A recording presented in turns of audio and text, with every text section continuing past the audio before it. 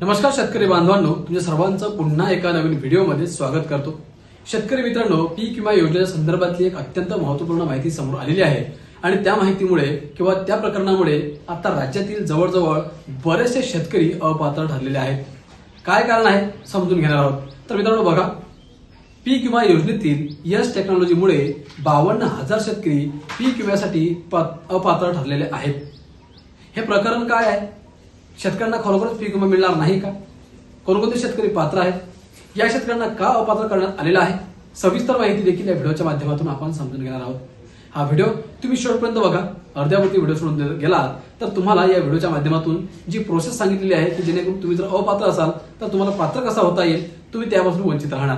त्यामुळे पुन्हा एकदा विनंती करतो की हा व्हिडिओ तुम्ही शेवटपर्यंत बघा आणि आपल्या माझी माहिती या युट्यूब चॅनलला तुम्ही अजूनही सबस्क्राईब केलं नसेल तर शेतकरी मित्रांनो लवकरात लवकर सबस्क्राईब करून घ्या, कारण तुम्हाला शेतीविषयक सरकारी योजनांविषयक संपूर्ण विश्वसनीय माहिती आणि महत्त्वपूर्ण माहिती याच चॅनलच्या माध्यमातून पाहायला मिळणार आहे। तर चला जास्त वेळ न घेता ही सविस्तर माहिती आपण जाणून घेऊया। शेतकरी बांधवांनो, शेतकरी आज निसर्गाच्या लहरीपणासोबतच प्रशासकीय त्रुटींच्या गर्दीत सापडला आहे। बार्शी तालुक्यातील तब्बल 52,000 शेतकरी सोयाबीन पीक विम्यासाठी अपात्र ठरल्याने प्रशासनाच्या कार्यपद्धतीवर प्रश्नचिन्ह उभे राहिले आहे। खरीप हंगाम 2025 मध्ये अतिवृष्टी होऊनही तांत्रिक निकषांच्या आधारे शेतकऱ्यांचा हक्क नाकारला गेल्याने संताप व्यक्त होत आहे। मागील वर्षापासून सरकारने 1 रुपयात पीक विमा योजना सुरू केली, मात्र याच वेळी जुने 4 ट्रिगरचे निकष बंद करून पीक कापणी प्रयोग आणि नवीन यस टेक्नॉलॉजी या आधारे नुकसान भरपाई ठरवण्याचा प्रयोग अंमलात आणला। तालुक्यातील 6 मंडळांत पीक कापणी प्रयोग झाले, ज्यामध्ये सोयाबीनचे उत्पन्न सरासरी उंबरठा उत्पादनापेक्षा 2 क्विंटलने कमी असल्याचे दिसून आले। तर ही तांत्रिक आकडेवारीचा खेळ मांडत सोयाबीन उत्पादकांना मदतीपासून वंचित ठेवण्यात आला आहे। भुईमुग वगळता उर्वरित सर्व पिके विम्यातून वगळण्यात आल्याने पीक विमा योजना शेतकऱ्यांसाठी आहे की विमा कंपनीच्या फायद्यासाठी असा जळजळीत प्रश्न आता विचारला जात आहे। एकीकडे शेतकरी संकटात असताना कोणतीही शेतकरी संघटना किंवा राजकीय नेता या गंभीर विषयावर बोलायला तयार नाही।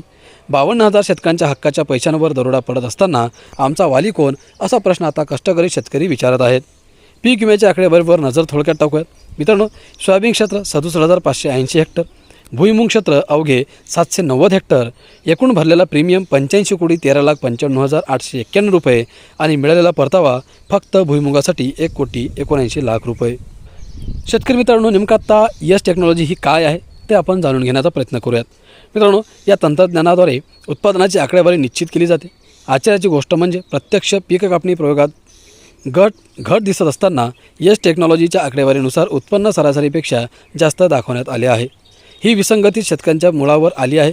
ही प्रणाली नक्की कशी काम करते याची माहिती खुद्द तालुका कृषी अधिकाऱ्यांनाही नसल्याने आश्चर्य व्यक्त होत आहे। जर यस टेक्नॉलॉजी या आधुनिक तंत्रज्ञानाद्वारेच उत्पन्नाची आकडेवारी निश्चित होणार असेल तर मग पीक कापणी प्रयोगाचा हा फारसा कशासाठी? प्रशासनाने यावर स्पष्ट खुलासा करावा।